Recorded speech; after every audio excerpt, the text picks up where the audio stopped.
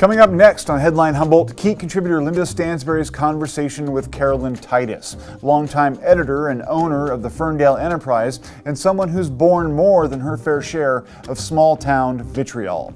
Also, county officials get an update this week on the year's rainfall, and it's not good news. What started out as a fairly wet year flatlined over January and February to continue a bleak 3-year trend of drought. Coming up now on Headline Humboldt.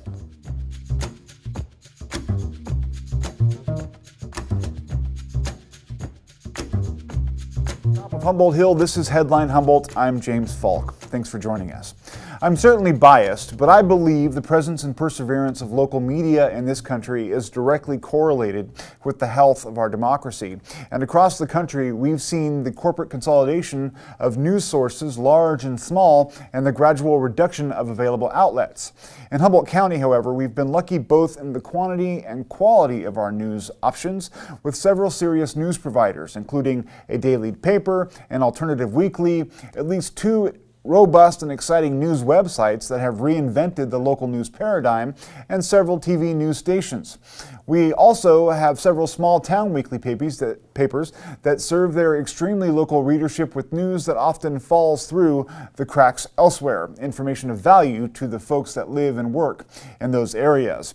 Tonight, KEET contributor Linda Stansberry interviews Caroline Titus, the former owner and editor of the Ferndale Enterprise, and someone who braved the shark-infested waters of small-town politics only to undergo an often ugly and personal series of attacks from some who didn't appreciate her coverage.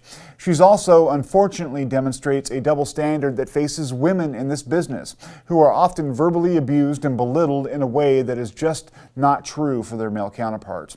Headline Humboldt in the coming months will cover this fact in greater depth, gathering local examples and dissecting why so many believe it's okay to verbally abuse or assault women journalists and public figures. In the meantime, tonight's interview is a fascinating conversation between 2 professional women journalists who've covered their beats and gathered scoops in Humboldt County with courage and determination, doing no small credit to their chosen field. I, for one, have a ton to learn from their hard work and experience, and I'm betting you do too. Well, good evening, Caroline. It is so nice to have you here for our viewers. I'm Linda Stansberry, and today I'm interviewing Caroline Titus, who was the publisher and editor of the Ferndale Enterprise for 20 years. Is that right? I think about 22 and 25 years as editor, 22 as owner. So in total, almost a fifth of the time that the Enterprise has been around. Is that right? Is that right? I'm not very good at math. I'm good at words. Let's see. The Enterprise started in 1878. Oh, okay. There you go. Yeah. My math is off. That's why I'm in journalism, not mathematics.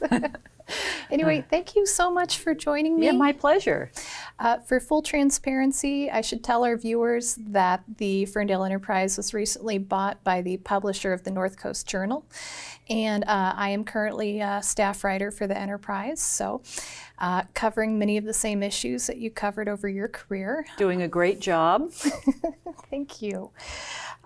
So I thought I'd start with asking you a little bit about your background in journalism and how you ended up in Ferndale. How did I end up in Ferndale? Well, I went to Cal State Sacramento and graduated with a degree in government journalism.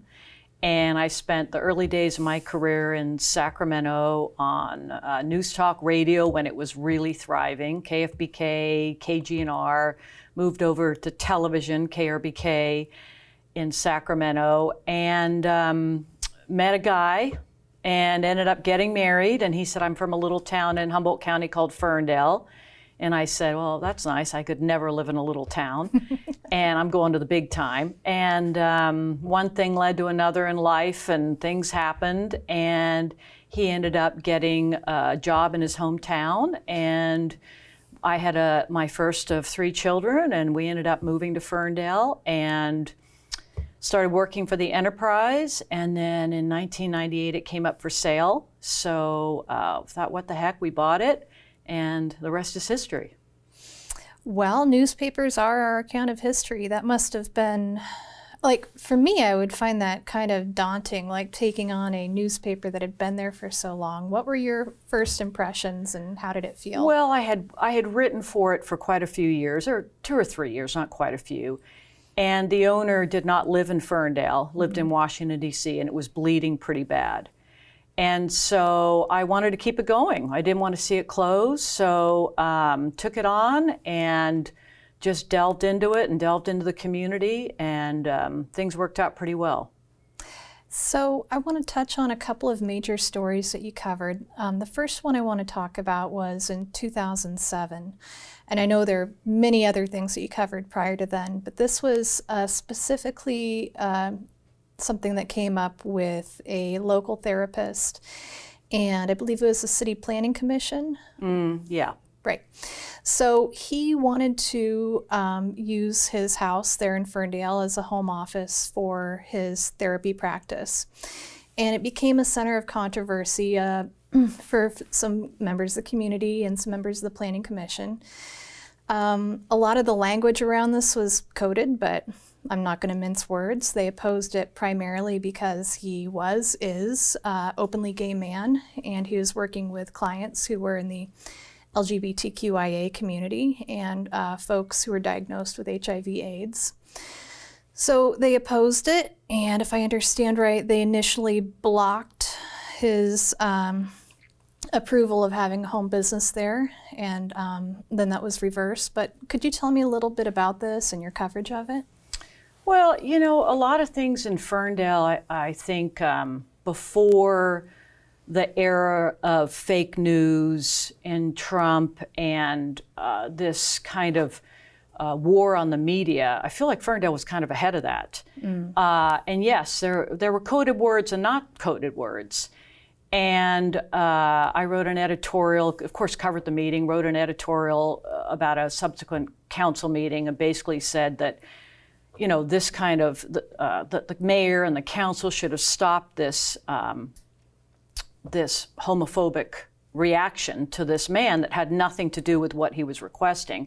And in fact, a side note, my husband was on the council at the time, and I took him to task in the editorial as well, that they should have stopped it. And one thing led to another, and there was a big backlash and a lot of fake news, and that's not what somebody said, and the meeting was recorded, and people interpreted the recording different ways. And it was really, as I look back on it, an early precursor to this whole, as I said, fake news. And I remember just thinking, what is happening here? I'm there, I've got it on tape, here's what was said, here's what happened. Took lots of twists and turns, but in the end, Stuart Altshuler, who is now on the Planning Commission, ended up getting his permit. And the community has always been divided and continues to be divided, but that led to a lot more stories about certain current day issues that kind of came up to the surface after that. So, and that we're still struggling with, just like every community is. Writing an editorial as well as covering a story that you're writing the editorial about, I can see how that could be a source of some controversy or some backlash, but how do you balance that when you're essentially a one-woman show? Well, I mean, it's like any newspaper through the years. An editorial is an editorial. It's an opinion of an editorial board or the editor, and the news story is the news story. And you balance it by making sure that your news story, of course, is factual, and you've got a recording of the meeting, and he said, she said, and here's what happened. And yes, then you write an editorial if you are the publisher, the owner, the editor, whatever, whether you have an editorial board. So yes, I've written dozens and dozens and dozens and won awards for them through the years, and hopefully made some pretty positive changes in the town that I love. And after this happened, you were threatened. You received threats over the phone, I believe. Oh, over the phone, and I think it's a long time ago now. I think in writing, my editorial cartoonist had some threats, and so he ended up getting a temporary restraining order from a judge, and I got a temporary restraining order, workplace restraining order, all sorts of things happened. But yeah, the pushback was pretty heavy.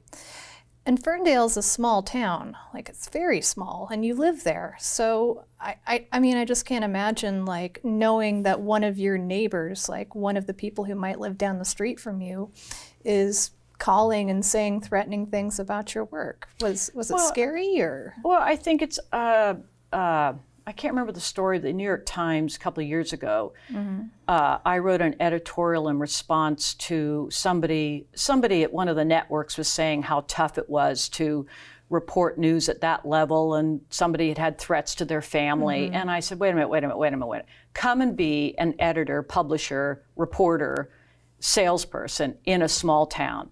There is no better journalism than what is usually done in a small town, because you're accountable. Yes, you walk out of your house and you go to the grocery store and somebody's bitching at you and somebody's telling you how great you are, and it affects everything. It affects your children in school, it affects your husband and his job, it affects everything. But in the end, I like to think, and now looking back over a quarter century worth of work at the Enterprise, 52 issues every single year, times 25, all the awards that the Enterprise was noted for, that in the end, it is the best kind of accountability, because social media, you can put something out, you're hiding behind your computer, there's no accountability. When you put it in the printed word and it's there forever, and this is the history book of Ferndale. The Ferndale Enterprise is the history book of Ferndale. And so if you don't get it right, you're going to be corrected and you're going to run a correction. If somebody doesn't like what you write, they have every opportunity to write a letter to the editor and do it in a civil manner. Otherwise, you turn to social media and just start doing it in a non-civil manner. There is a lot of that on social media. I'm always surprised what people are willing to say on Facebook under their own name. Yes, and they see it in print and they freak out, but yet they'll put it on social media. Yeah. You know, it's a strange thing. Yes. So a couple of years later, 2009, you did what you've called some of your best work, and this is covering the Humboldt Creamery. If I understand right, their CEO allegedly absconded with some funds? No Thank you. funds. Correct me Yeah, there. no funds. Left in the middle of the night on February 26, 2009. I'll never forget that date. And left a note saying there may be problems with the books.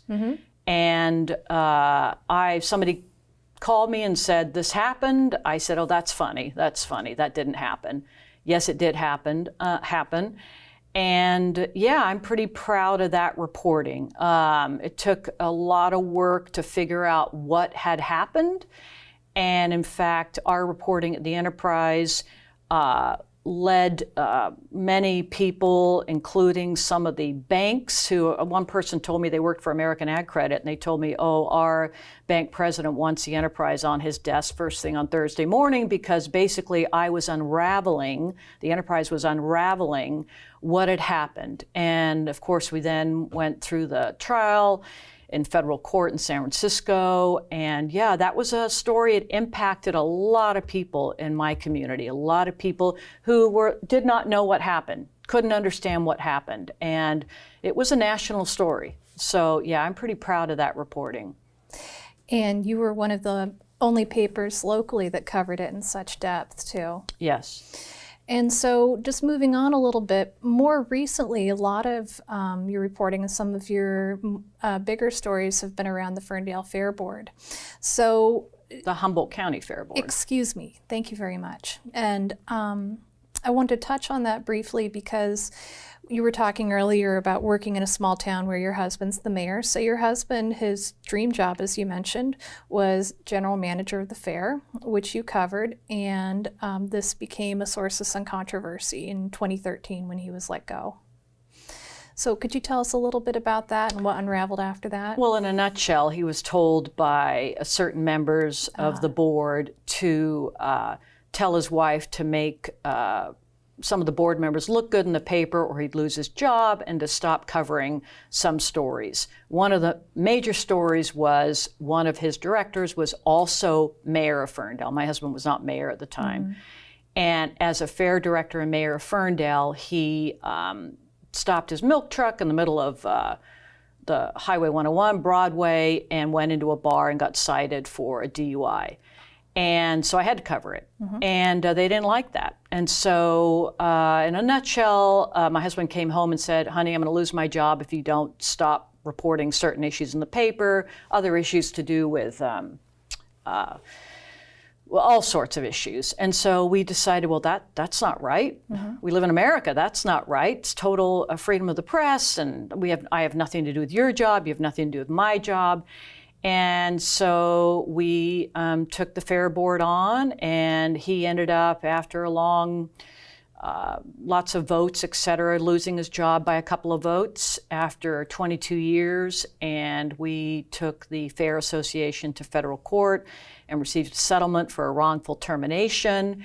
Then they proceeded to hold back public records. I filed 3 public record suits, won all of them. They ended up having to pay a lot of money. A couple of them, their insurance company paid to my attorney. Third one, they had to pay. Eventually, the state of California, a couple of years ago, said, that's enough, Humboldt County Fair Association. You were a government entity for 120 years. You've now turned into a private nonprofit to try and get away from the press. You are now going to go back under the Brown Act, the California's open meeting law, and you are going to do everything above board. And so, yeah, one of my biggest accomplishments was making sure, which you cover the Fair Board now, making sure that for the public, this government entity that is spending public money and recently received, let's see, $600,000-$700,000 in public money, that they do their business in front of the public. And that took a lot of effort and a lot of litigation. And I am so pleased that the fair is thriving with a lot of government money and a new manager. And so far, you'll have to tell me, it appears that they are behaving and doing things openly before the public, as they should. And for this work, you won several awards, I believe. Yeah. Yes, I did. Including the James Madison Freedom of Information Award, yeah. That's the yeah. one. Yes. Yeah, it was pretty fun to go to San Francisco for 3 awards in 2016 and tell the bigger population of journalists what had happened, and they couldn't believe it. They couldn't believe that this was going on. And I said, yeah, you know, this is what happens in a small town. Well, I mean, that particular issue got very nasty. You were in and out of court. At one point, they subpoenaed your medical records. That, again, working in a small town, we're talking about your neighbors. We're talking about people that you see every day. That must have been extremely hard. You know, you get to the point where it forces you to, when you live in a small town, to either step up and, you know, just get tough, or you're going to crumble. And I love living where I live, and I love the community. And we've raised 3 children there who have all gone on to do great things. And so after a while, it doesn't mean anything to you, because you know that you're accountable every week in the paper with your words. And you're not hiding behind anything. You have it all out there. And so it teaches you to live a very authentic life. And yes, there were times when it was really hard and people played really dirty. As I said, I'm there every week. So in the end, it all went in our favor. And as I said, one of the biggest accomplishments is making sure that Humboldt County Fair Association, with our beloved fair, is now above board and hopefully operating in an honest and open manner. Well, let's talk about the next chapter. We've touched on this a little bit. You've been retired for 3 months now? 4 months. 4 months? Yeah, semi-retired, yeah. And having been in and out of media myself, it's hard, you know, once you leave. Like sometimes you, you just feel like when breaking news happens, it's hard not to be there for it. Yeah, I found that out on the earthquake, the most recent earthquake. Right. Yeah, I just, I went into, when you've been doing this for so many years, I mean, I've been a journalist for, almost 40 years. It's hard not to go into that mode. And with the earthquake, I was on Twitter covering it and ended up, of course, the national news is looking for some hashtags and led them to me. So it is hard. It is hard. When you're a reporter your whole life, it's very hard. But I am thoroughly enjoying not having a deadline like you still have. And so, every week for as many years as I did, it's pretty tough. So I'm thoroughly enjoying just coming up for air. Well, Caroline, thank you so much again for joining us, and thank you to our viewers as always for watching, and I wish you the very best of luck with your next chapter. Oh, thank you, Linda, and keep up the good work, and I look forward to reading you on Thursday in the Enterprise. That's right. We'll be right back after this short break.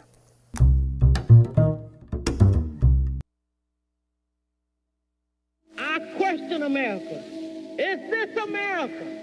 The land of the free and the home of the brave. See pie, where you little lamb. I know what it's like to be hungry. I know what it's like to be without clothes. I know what it's like to be without food.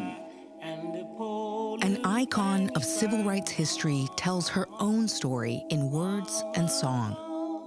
The cry of hunger is the cry of hunger, whether it's come from black, white, brown, or red. And this is what black power means. We want to have something to say about our destiny. And we've been down so long, we ain't got no other way to go but up. Papa wouldn't stay, left nobody but the baby. This week, Governor Gavin Newsom announced that California is entering a new phase of the pandemic. But after disclosing the details and outlining what's changed, it seems the new phase looks a lot like the old phase. There was no lifting of additional health restrictions, and despite growing calls from conservative critics, no end to the official emergency that was declared 2 years ago. One looming change is simply how we might think about the fight. There's not really going to be an end to this struggle. Instead, managing the risk and controlling its impact will define our new approach. In Humboldt County, there have so far been slightly more than 19,000 COVID infections. California's statewide indoor mask mandate for vaccinated individuals has expired, and the local indoor mask orders have now been rescinded as well.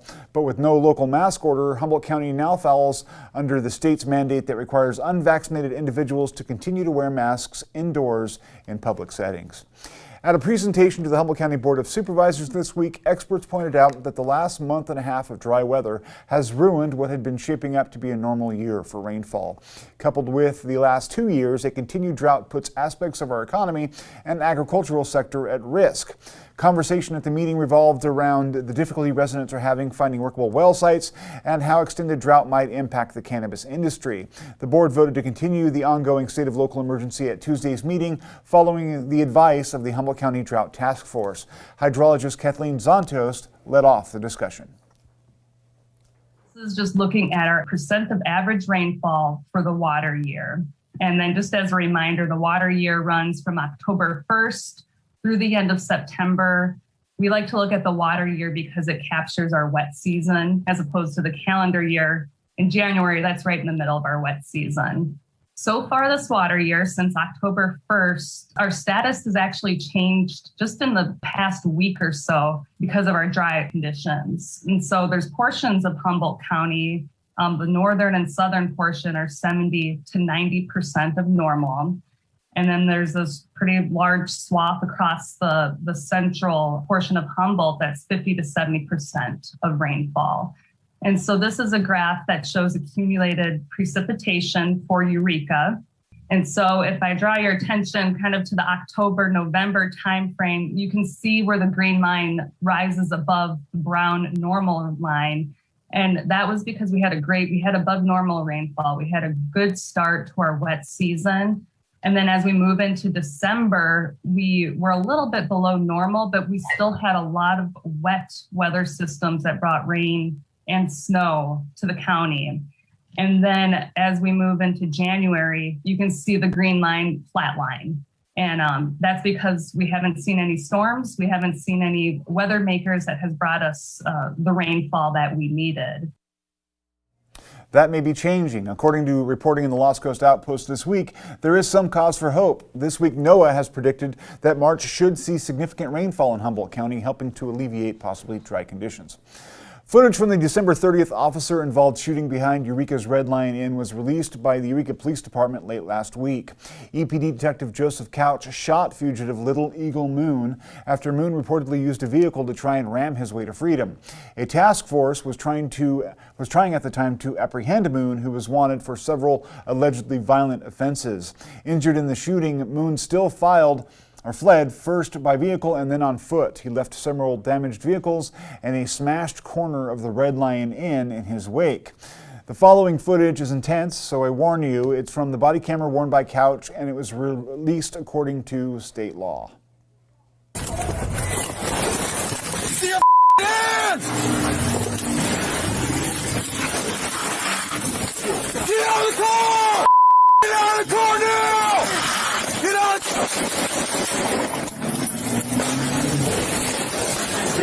3X59 shots fired. T-Tom number 3. 3X59, we're in pursuit.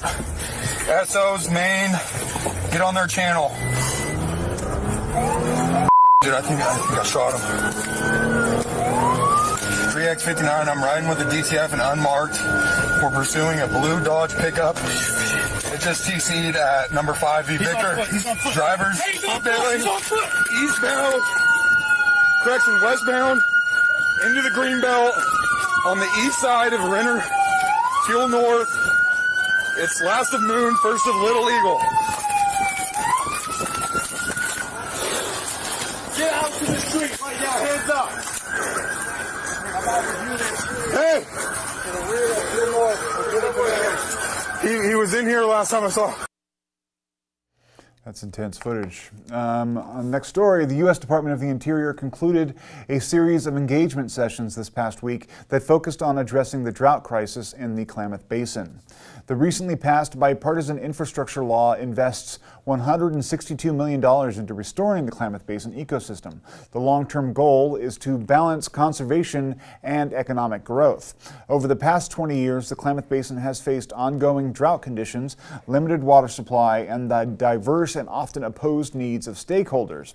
In an effort to encourage collaboration between states, tribes, and local governments, the federal government has held virtual meetings. These sessions discussed several basin issues, including and probably most prominently, dam removal. That's it for this evening. Thank you guys for staying engaged and for supporting KEET TV. We like what we do here. We hope you do too. Stay tuned. Stay informed.